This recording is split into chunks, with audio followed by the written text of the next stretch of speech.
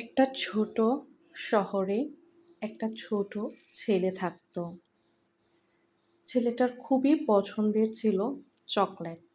সে chocolate খেতে খুবই পছন্দ করত।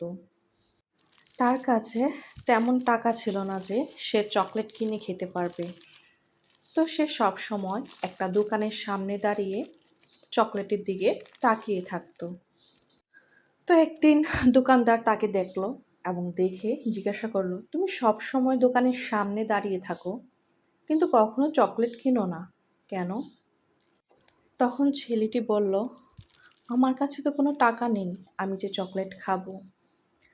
আমি স্বপ্ন দেখি আমার কাছে একদিন অনেক টাকা হবে, তখন আমি অনেক টাকা দিয়ে চকলেট কিনে খাবো।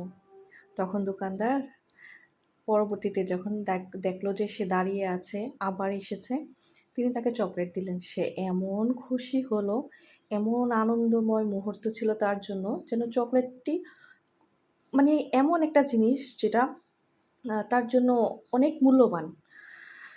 তো তখন সে বুঝলো সব কিছু যে টাকা দিয়ে কেনা যায় এমনটা নয়, কোনো কোনো জিনিস ভালোবাসা দিয়েও জিতে নিতে হয়।